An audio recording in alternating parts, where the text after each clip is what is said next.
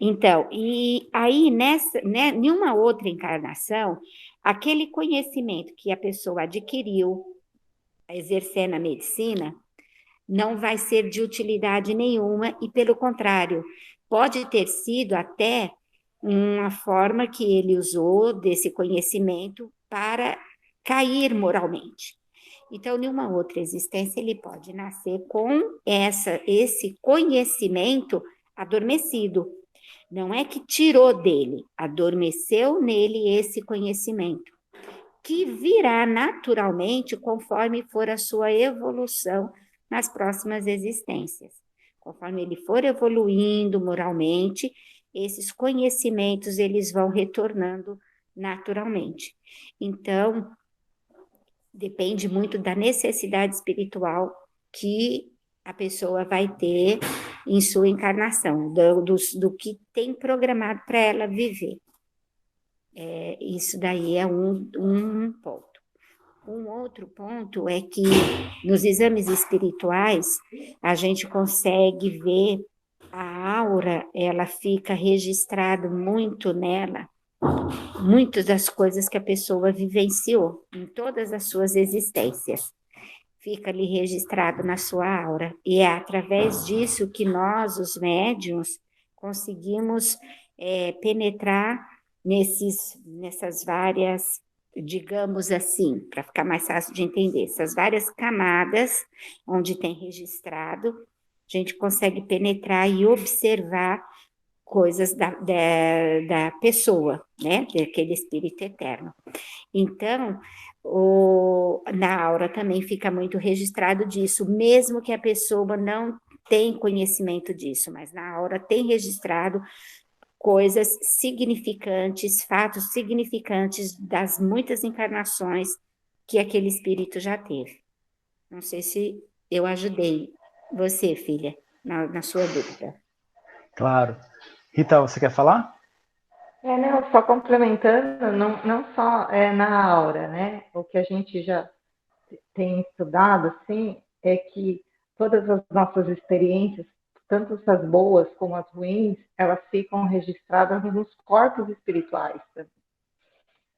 Então, quando a gente fala em ter ressonância com o passado, o que isso quer dizer? Quando alguma experiência que a gente está vivendo aqui agora, encarnado, ressoa na nossa memória espiritual e faz com que nós revivemos emoções, sentimentos, dores, aflições, medos, angústias de outras experiências. Então, Ju, você pode imagina que nós somos um banco de dados gigantesco que ficam armazenados, algumas experiências armazenadas ali no desktop do computador, outras estão guardadinhas em pasta, outras estão em pasta dentro de pasta dentro de pasta, mais ou menos assim, para ter uma explicação um pouquinho mais fácil. É, é, eu não sei se mais alguém quer falar, eu ia comentar sobre o artigo que eu mandei, né, que falando aquilo que a Juliana perguntou, e a gente até conversou um pouco no particular, né, Ju? Mas lá naquele Sim. artigo, lá na página 345, ele fala assim, a mente ela seria uma fração expressa da alma, ou aproveitando a figura utilizada por Emmanuel, a parte do todo refletida no espelho. É interessante que ele falou assim, olha, então o que nós temos na mente agora, né, porque a gente estava falando sobre mente na aula, no estudo passado. Então, essa mente que se manifesta é a parte que está se manifestando agora de toda a tua alma, de toda a nossa alma, né? Então, como você falou, temos muito, e a Cássia e a Rita falaram, nós temos muitas experiências no passado, mas só uma pequena fração delas se manifesta ativamente agora na encarnação. Né? E eu acho que nesse artigo que ele faz aquela analogia, é como se você tivesse vestida para sair para uma festa, para um baile, e você só tivesse um espelho bem pequenininho para você se olhar. Então você não consegue olhar o todo, né? Porque ele está nas suas mãos, você afasta ele, mas o máximo que você consegue ver talvez o seu rosto inteiro. Então você vê uma fração daquilo que você está no momento, né? De como você está vestido, como é que está a sua roupa. Então, se você quiser olhar outra parte, você vai ter que mover o espelho para olhar a outra parte. O que ele está falando é isso.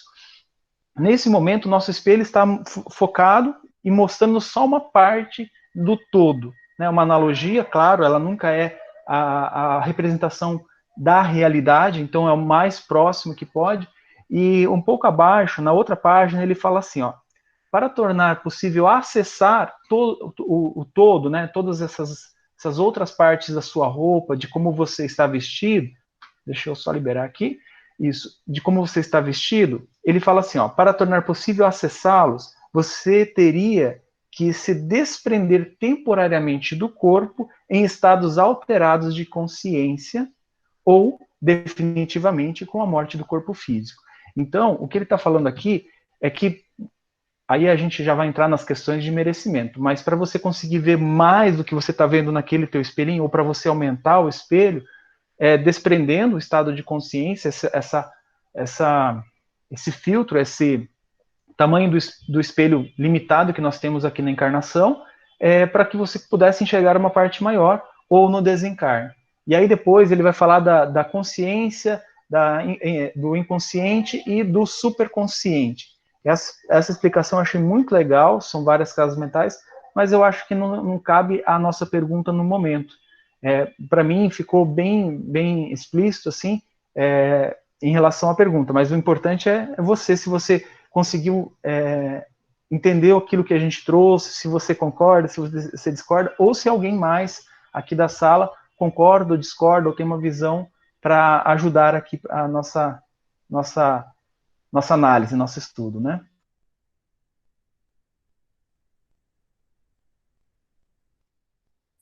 Eu, na verdade, eu concordo com tudo que vocês falaram e, assim, esclarece um tanto de dúvidas que eu tinha com relação aos alunos que eu, até o ano passado, eu trabalhava, que eram crianças especiais, né?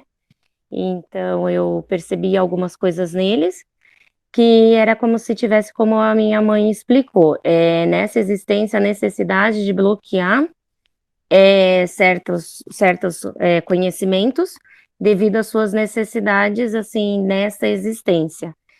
Então, para mim, assim, foi excelente todas as indicações dos textos e tudo, até mesmo para compreender esse capítulo, porque esse capítulo ele fala muito sobre a questão da mente e de tudo aquilo que nós trazemos, né, com ela, porque a mente, eu acredito que é um campo, assim, a ser muito ainda desvendado. Ela tá olhando a avó dela, tá, gente? Ela não tá entendendo por que que a avó tá ali.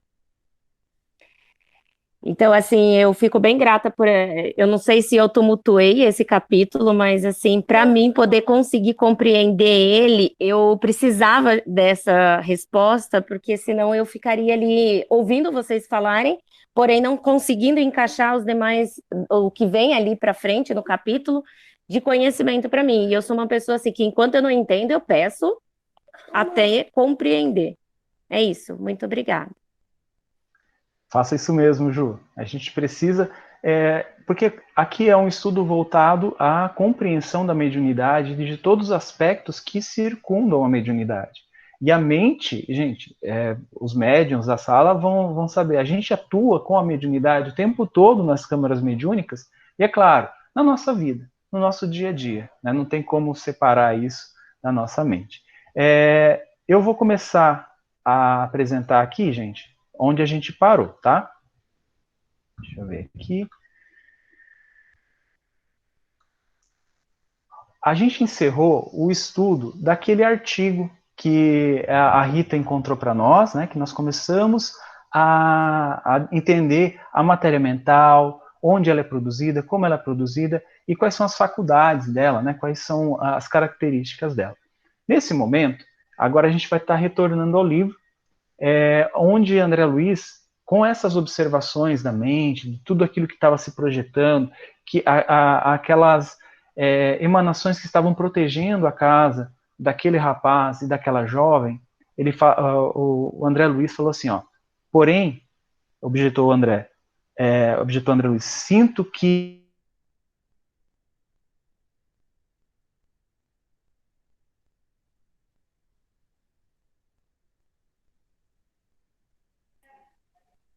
sinto que o campo médico é muito maior depois da morte do corpo.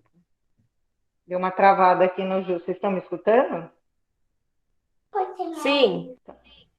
Tá. Então, eu vou continuar. Sem dúvida, redarguiu Alexandre, sereno, quando compreendermos a extensão dos ascendentes morais em todos os acontecimentos. Espera um pouquinho. Ju?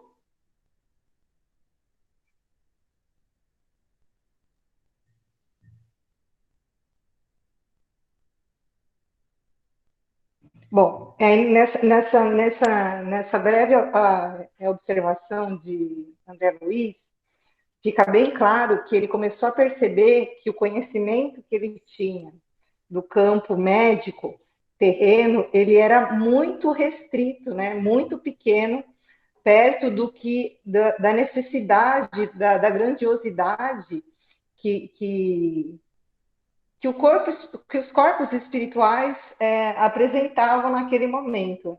Ele começou a perceber que ele precisaria ter mais, que ele tinha mais necessidade de estudo, de compreensão do que estava acontecendo e principalmente da extensão, né, de todas as reencarnações, das extensões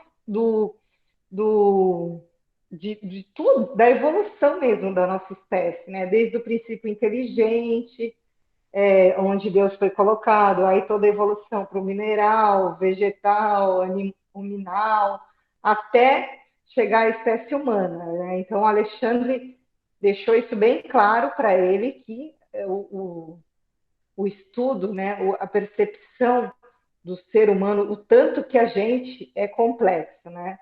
E aí, relembrando um pouco da pergunta da Ju, imagina quantas impressões que nós não temos marcados, né, nos nossos corpos espirituais, no nosso, vamos falar assim, no nosso banco de dados, dessas experiências todas que vivenciamos.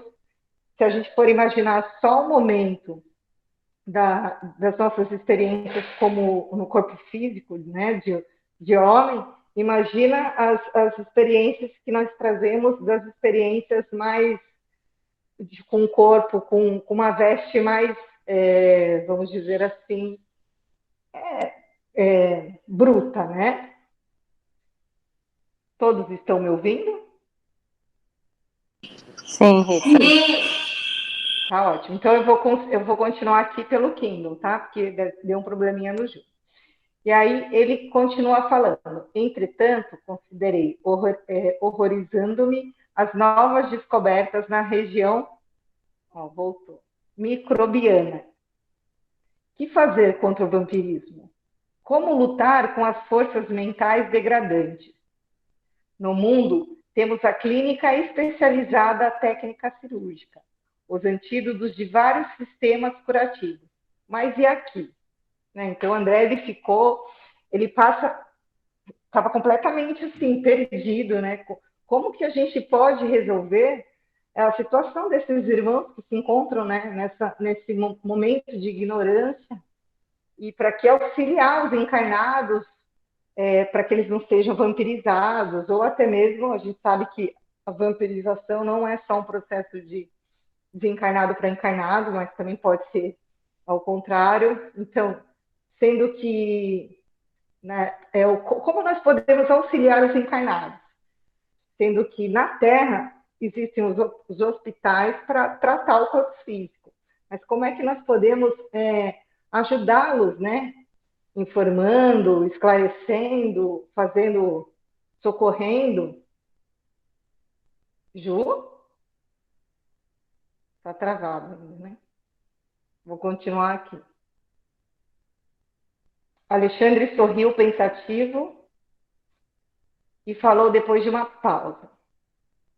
Conforme verificamos, André, o tratamento remoto nos templos, a ascendência da fé nos processos de medicina nos séculos passados e a concepção de que as entidades diabólicas provocam as mais estranhas enfermidades no homem, não são integralmente destituídas de razão.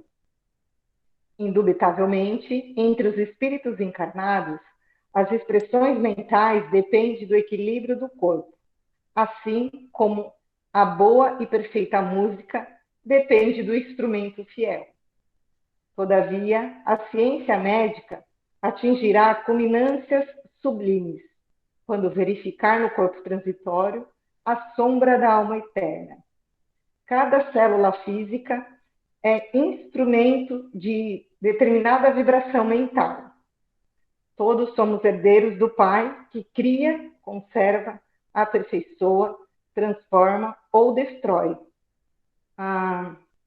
diariamente, com o nosso potencial gerador de energias latentes, estamos criando, renovando, aprimorando ou destruindo alguma coisa. Então, aqui, gente, vou tirar porque eu estou sozinha numa sala. E eu estou sufocada com essa máscara. Então, aqui para a gente fica muito claro, né? O Alexandre, ele nos explica o quanto que a nossa capacidade que todos nós temos, né? Tanto de criar, mas principalmente de gerar essas energias para essas células. Mas a nossa capacidade mental, ela é tão grande, tão gigantesca, que nós, às vezes, nós nos esquecemos dessa potência que nós temos.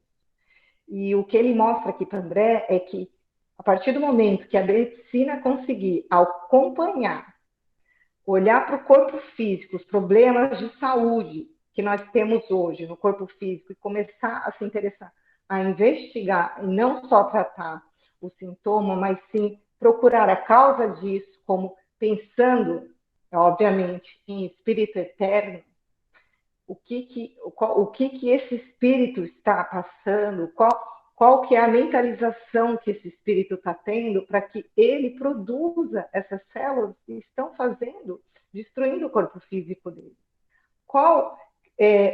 O Alexandre nos mostra que o corpo físico e o espírito, eles trabalham como um instrumento, se ele não na música, se ele não tiver afinado, se ele não adianta nada você me dar um violino e eu não saber tocar, né? Vai provocar um som extremamente ruidoso, vai incomodar.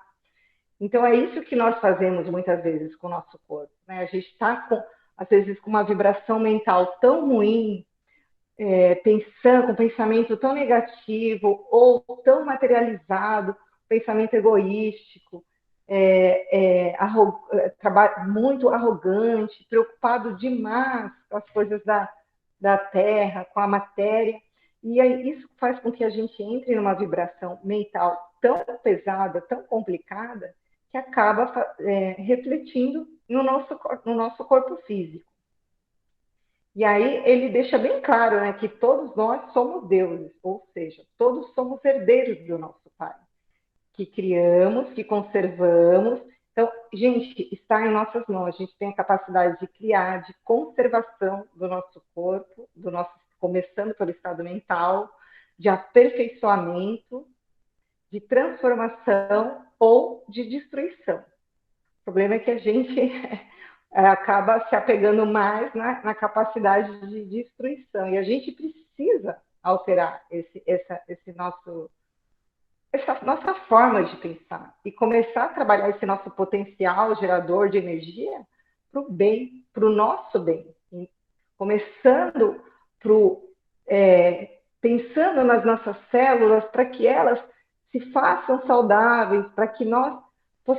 É a famosa autocura que todos nós procuramos, né? E às vezes a gente sempre procura do lado de fora, né? No externo, buscando no externo. É óbvio, vivemos, né, num planeta de matéria, precisamos da medicina, ninguém aqui tem que abandonar a medicina, isso Deus fez justamente para que nos auxilie, mas nós sabemos que nada adianta um tratamento terreno se nós não trabalharmos o aprimoramento íntimo, se não alterarmos o nosso campo mental, a nossa vibração. Alguém quer falar alguma coisa? Eu quero falar, Rita. Voltou, ufa. Voltei. A internet aqui não está muito boa, mas vamos lá. Eu destaquei nesse trecho, como vocês podem ver, que quando o Alexandre fala assim, ó, mas a ciência médica atingirá culminâncias sublimes, quando verificar no corpo transitório a sombra da alma eterna. É claro que isso a gente já está fazendo, né? Porque a gente tem vários AMEs, né, que é a Associação Médicos Espíritas, espalhados no Brasil e no mundo, que tem essa visão de transcender. E nós também, como Casa Espírita, a gente já recebeu várias informações sobre isso, ajudar o assistido a entender isso, ajudar o assistido a entender que ele realmente faz parte, né? Ele é um espírito eterno fazendo parte de tudo isso, né? Ele tem um corpo de carne que é transitório, que esse corpo, um momento ele vai se desfazer, um momento a gente vai desencarnar. E outra coisa muito interessante, cada célula física é instrumento de determinada vibração mental. Isso é algo muito legal, porque a gente já ouviu muito tempo falar das programações que a gente faz das nossas células, né? Que é aquela coisa para que a gente não adoeça, para que a gente sinta menos o impacto de energias negativas, que a gente não absorva nada de negativo e somatize no nosso corpo, porque normalmente a gente faz isso, né? Às vezes aqueles vampiros encarnados, né, que são aqueles amigos que nós temos ou colegas que nós temos que ficam falando com a gente um monte de coisa, traz um caminhão de problemas, jogam em cima da gente e a gente vai abraçando todos esses problemas e trazendo para nós, acaba somatizando no nosso corpo. A gente começa a sentir dores, a gente começa a sentir mal-estar. Então, o que o Alexandre está falando aqui é que nós fazemos isso o tempo todo, só a gente não observa. Às vezes a gente observa e fala assim, aquela pessoa não me faz bem, então eu vou acabar me distanciando dela porque eu não estou conseguindo saber lidar com essa situação. E isso eu achei muito interessante. Por quê? Porque quando a gente faz isso, a gente é jogando para nossas células. E isso pode ser uma causa de males, né? Os males do nosso corpo, não só com doença, mas também essa questão de vampirismo, né? De sugar energia. Pode continuar, Rita.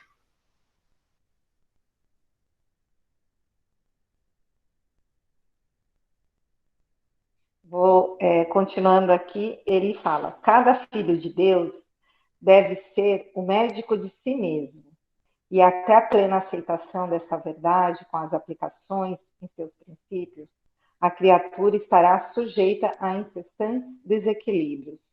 Então, isso é muito importante porque ele entra na questão da fé. Nós já ouvimos isso milhares de vezes, né? Que nós temos essa capacidade de autocura, que nós somos deuses. O Cristo falava isso, né, o tempo todo. E nós somos ainda homens de pouca fé, né? Nós cremos, mas temos uma dificuldade de ter essa fé plena que faz com que nós nos reconheçamos como filhos de Deus e que nós reconheçamos essa nossa capacidade de co-criador também. Então, Alexandre deixa muito claro aqui que a partir do momento que nós aceitarmos essa condição nossa de filhos de Deus e de deuses, nós começaremos a dispor desses princípios divinos. Então, isso é muito importante. A gente sempre busca o reino de Deus do lado de fora. Procura a cura dos nossos problemas do lado de fora.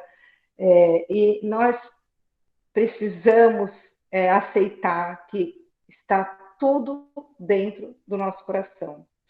Quando eu digo do nosso coração, do nosso espírito. A gente precisa acessar a centelha divina. Para ter.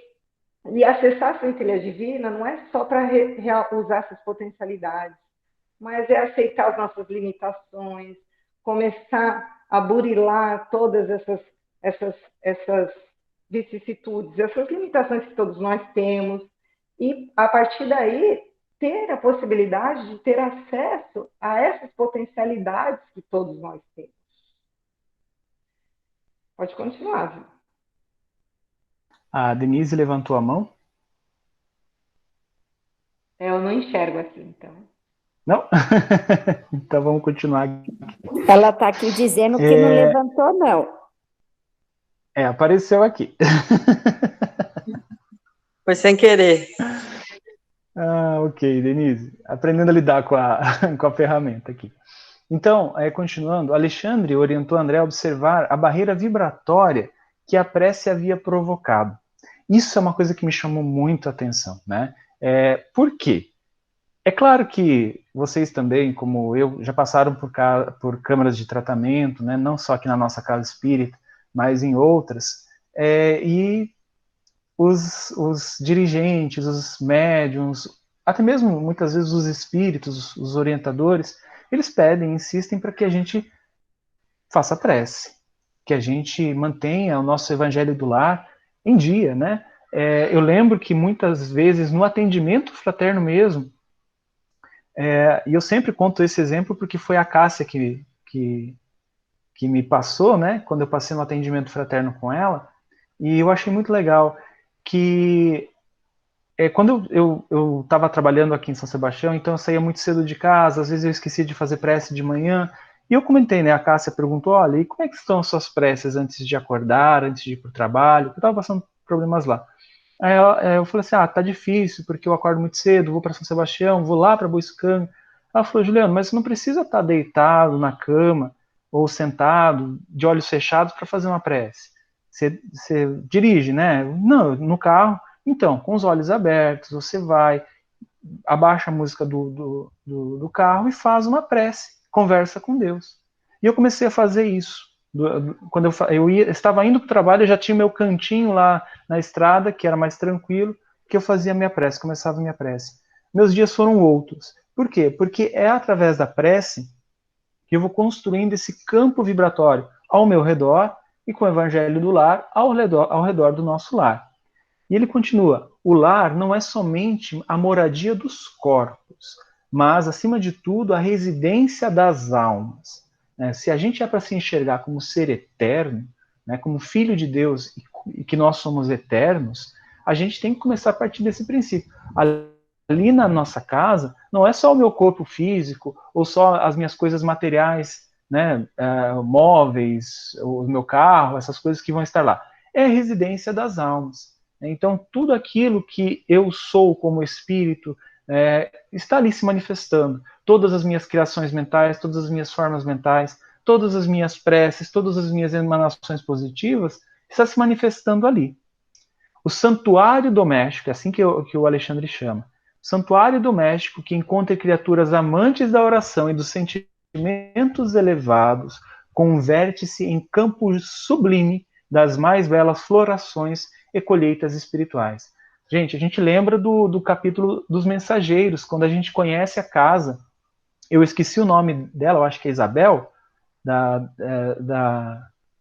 que a Isabel estava lá com os filhos, né? E o marido estava desencarnado e sempre atuando ali. E eles tinham um hábito, vamos dizer assim, sagrado do Evangelho do Lar. Eles faziam o Evangelho do Lar, eles participavam, eles tinham as reuniões deles, né? Que ali foi o salão da casa deles foi convertido em uma casa espírita, né? Pelo que a gente consegue entender ali.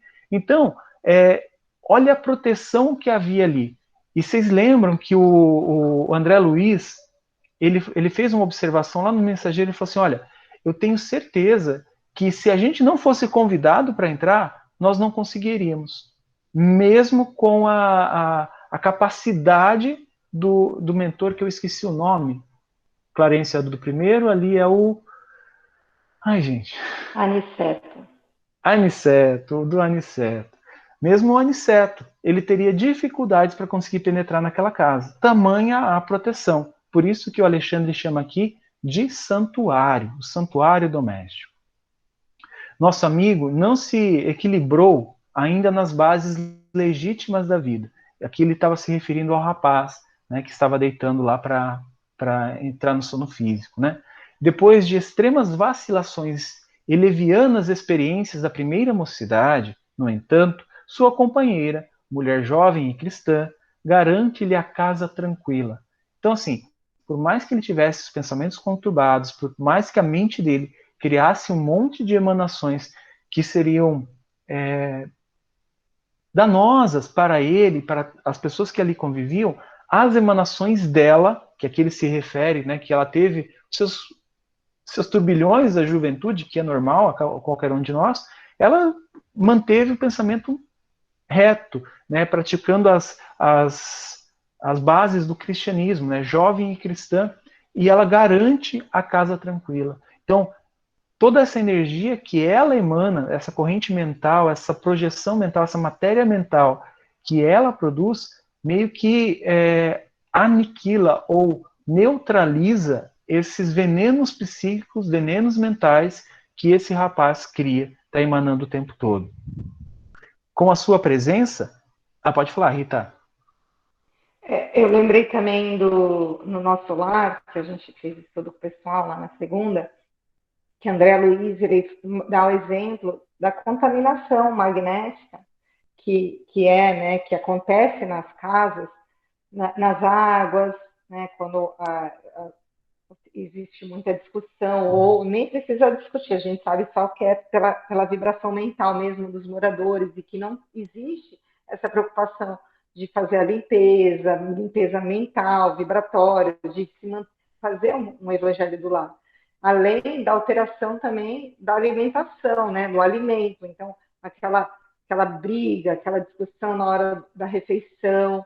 Então, a gente imagina assim, uma casa que não tem como hábito fazer o evangelho do lar, a quantidade de miasmas que estão habitando ali e que nós sabemos que esses que são vampirizadores, né, que sugam a energia dos moradores dessa casa. Então, a importância, o quanto que a gente precisa, né, se orar e vigiar com relação a estar mesmo conectada com os benfeitores, ter essa preocupação de fazer o evangelho no lar, justamente que o evangelho, além de harmonizar os espíritos que vivem lá, ele higieniza todo o ambiente, todo o nosso, como diz aqui o Alexandre, nosso santuário, né? E é interessante aqui que, continuando, ele fala assim, ó, pela abundante e permanente emissão de forças purificadoras e luminosas que o seu espírito, o espírito dessa jovem, do que seu espírito se nutre. Então, assim, o que a gente consegue perceber? Ela, não só com as orações, mas o tempo todo, a mente dela está afinada com a oração, com os pensamentos e sentimentos da oração. É claro que todos nós oscilamos, a gente está em um planeta de provas e expiações, existem os momentos que a gente cai. Mas aqui a gente consegue perceber que o Alexandre está falando assim, olha, a mente dela está o tempo todo produzindo isso e se nutrindo disso. Ela não se nutre das emanações do marido. Ela não se nutre das emanações das outras pessoas. Ela se nutre das próprias emanações. Aquilo que está ao redor dela, que ela está emanando, e é óbvio, a gente sabe que é sintonia. Ela está recebendo da mesma forma os auxílios da espiritualidade. Tanto que Alexandre e André Luiz se dirigiram à casa desses dois, né? Alexandre tomou-me à destra, paternalmente, encaminhou-se até a porta, que se fechara sem estépido, e bateu de leve, como se estivéssemos ante um santuário que não devíamos penetrar sem religioso respeito. Notem que aqui o André Luiz não fez aquela observação que eles não conseguiam entrar. Aqui eles conseguiriam entrar. Né? Então o Alexandre e o André Luiz conseguiriam entrar. Mas o Alexandre teve respeito. Bateu, tocou, ela veio atender, né? A gente lemos o capítulo. Então, ele estava sendo um sinal de respeito. Olha, mesmo que eu venha aqui para ajudar, eu quero te pedir para entrar na sua casa. Eu não vou simplesmente, não, vocês precisam de ajuda, deixa eu vir aqui que vocês não sabem o que vocês estão fazendo. Não, ele sabia que ela tinha esse entendimento da oração, esse entendimento, esse alinhamento do sintonia. Então, é óbvio, eu vou ali, vou bater, vou oferecer, né, se ela está precisando de ajuda. André e Alexandre são recebidos pela esposa do rapaz em desdobramento do sono físico. Então ela já estava dormindo quando o rapaz chegou na casa. E aí ela estava esperando o rapaz na casa. E é claro que quando o Alexandre bate a porta, a gente lê, né, na descrição a felicidade que ela ficou em saber que eles iriam estar ali para ajudá-la. A esposa, desligada do corpo, sentou-se à cabeceira e no mesmo instante o rapaz, como se estivesse ajeitando os travesseiros, descansou a cabeça em seu regaço espiritual, deitou no colo dela, né? Cecília, acariciando-lhe a cabeleira com as mãos, elevava os olhos ao alto, revelando-se em fervorosa prece. Luzes sublimes cercavam-na toda e podia sintonizar com as suas expressões mais íntimas, ouvindo-lhe a rogativa pela iluminação do companheiro a quem parecia amar infinitamente. Então ali a gente percebe que ela está naquele momento de prece, a gente sabe por que ela está fazendo isso, né? É uma dica, porque todos nós, né, já estudamos, vimos na doutrina, nos cursos introdutórios da doutrina do Espiritismo, que a gente vai, no sono, quando a gente tem desdobramento do sono físico, a gente vai com as companhias que nos são agradáveis, né, que a gente se sintoniza.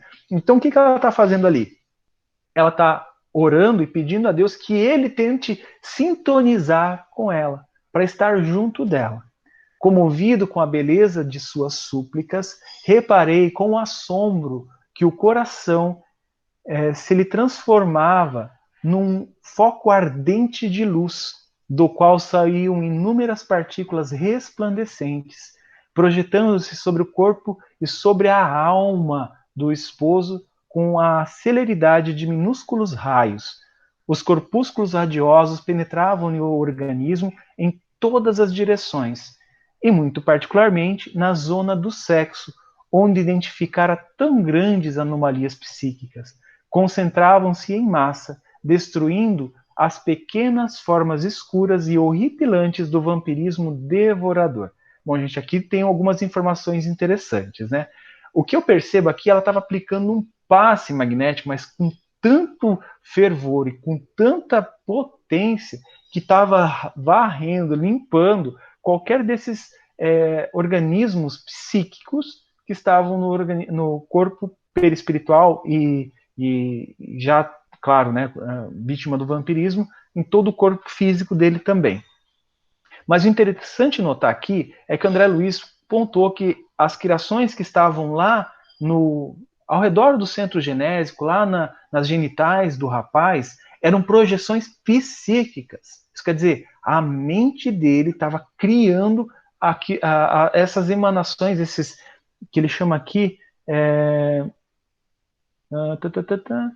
anomalias, né? Essas anomalias que estavam lá. Então, assim, a gente tem que entender, por isso que a gente falou da mente, desse poder criador da nossa mente.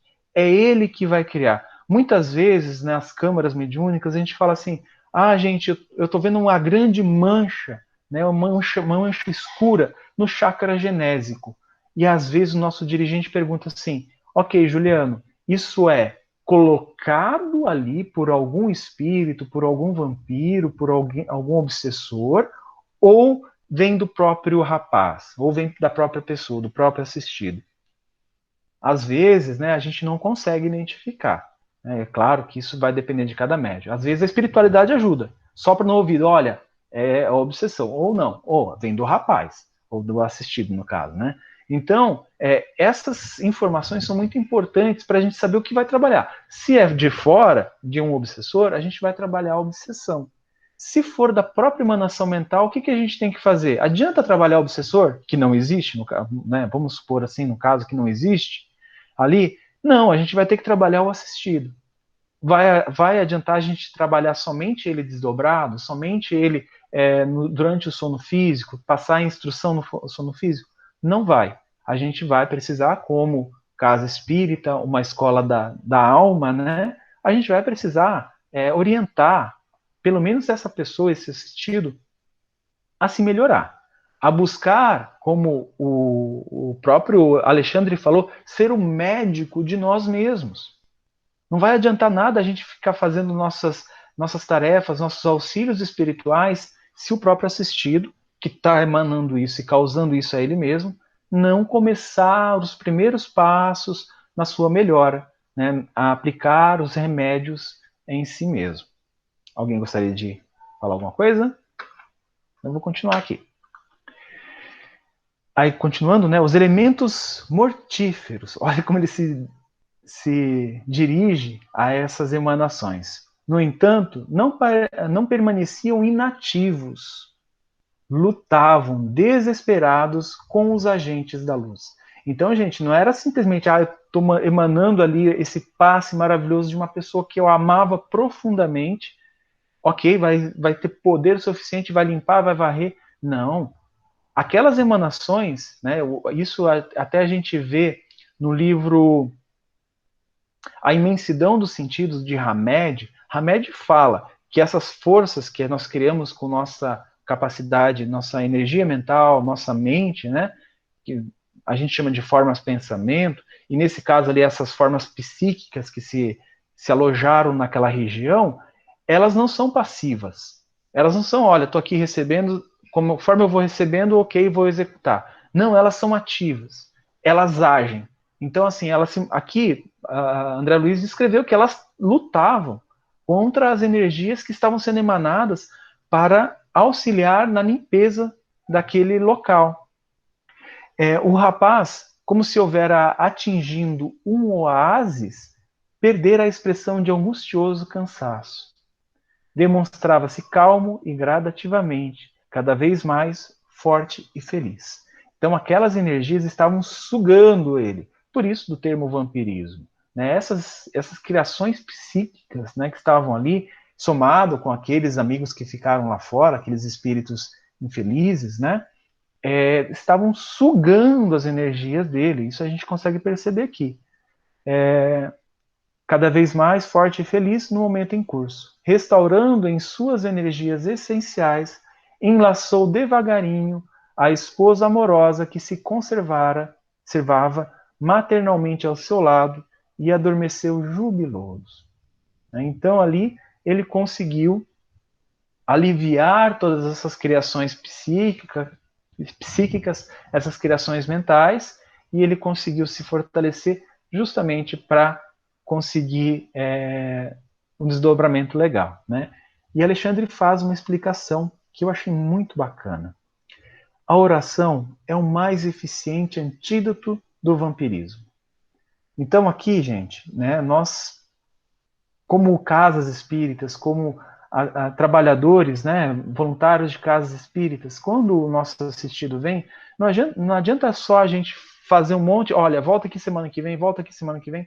Se a gente não pedir para casos como este, é claro, similares a este, se a gente não orientar ele que a oração é o mais eficiente antídoto do vampirismo, gente, a gente vai estar andando muito devagar. É claro que a gente vai progredir no caso, mas muito mais devagar se ele tomasse o antídoto, se ele tomasse o remédio. Né? Os médicos aqui que sabem, a gente precisa tomar o remédio no horário certo, principalmente antibiótico. Né? Então, eu não estou falando que isso aqui é antibiótico, tá? Mas ele fala um antídoto. Então, por quê? Porque a gente precisa se manter a nossa mente o mais próximo possível de pensamentos bons e a maior frequência possível. Então, se eu passo uma semana inteira sem fazer nenhuma oração, nenhuma leitura edificante, eu não vou assistir uma palestra online, que agora está cheio, que bom, né, que nós tivemos essa possibilidade, né, tanto material legal, não vou fazer um estudo edificante, é óbvio, eu vou chegar semana que vem, o caso não vai ter dado praticamente nada. Então a gente vai estar aqui auxiliando, é claro, nossa tarefa, nós nos dispomos a isso como voluntários na seara do Cristo. Mas se a pessoa é o médico de si mesma, ela precisa tomar os remédios, o antídoto, da maneira certa, né? na intensidade certa, na frequência correta. A prece não é movimento mecânico dos lábios. Aqui, é claro, a gente precisa entender isso. Nem disco de fácil repetição no aparelho da mente. É vibração, energia, poder. A criatura que ora, mobilizando as próprias forças, realiza trabalhos de inexprimível significação. Semelhante estado psíquico descortina forças ignoradas, revela nossa origem divina, o jabá da palestra de ontem, né, Identidade Cósmica, que eu fiz, e coloca-nos em contato com as fontes superiores. Então aqui, olha o que ela faz. Descortina forças ignoradas. Lá ontem eu comentei sobre essas forças divinas que estão adormecidas em nós. Então ela está trazendo essas forças à tona para a gente utilizar. Revela a nossa origem divina. Nos identifica, né, como parte da criação. E a gente se sente cada vez mais filho de Deus. Porque muitas vezes, gente, eu vim de uma outra religião e eu não tinha esse conhecimento. Então, as preces eram um repetir dos lábios. Era um disco que tocava na minha mente. Então, não é a mesma coisa. Quando a gente começa a entender isso e tem essa conversa com Deus, né, que aquilo que a Cássia, né, que eu usei como exemplo, todo dia de manhã eu tinha essa conversa com Deus.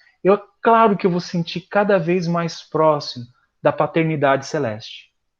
E também coloca-nos em contato com as fontes superiores. Isso quer dizer, eu vou estar em contato com Alexandres da vida, com Anicetos da vida, com Clarencios da vida, né?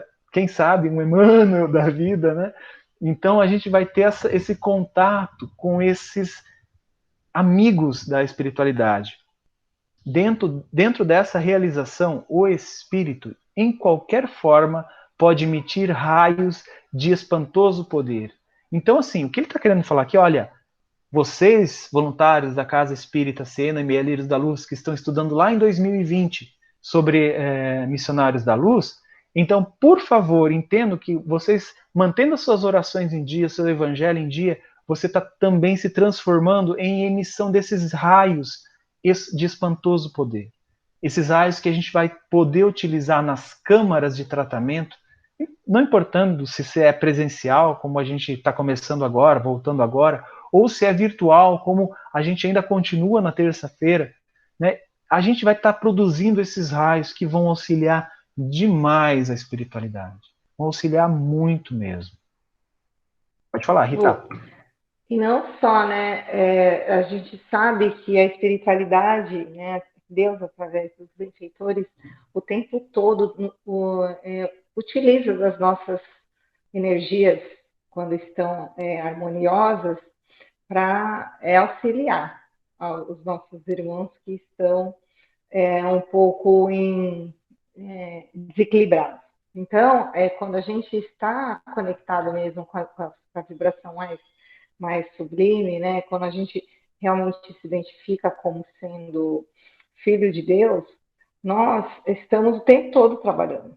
E às vezes, principalmente no caso da mulher desse rapaz, a espiritualidade usava da energia dela, que estava em estado de prece, para manter o lar como santuário. Então, os espíritos não conseguiam entrar naquele lar justamente por conta da energia do estado de prece dela. Então, a gente pode estar provendo, né, prodígios, vamos dizer assim, sem saber, na nossa casa, com os nossos filhos, com os nossos companheiros, e às vezes até para nós mesmos, o dia que a gente não está muito bem, mas que o nosso pensamento está um pouquinho mais conectado, até para o refazimento do nosso corpo físico. Então, a gente cristão, discípulo do Cristo, 24 horas por dia. Então, é por isso que ele fala dessa importância da gente se manter conectado dentro, né, do possível o tempo todo.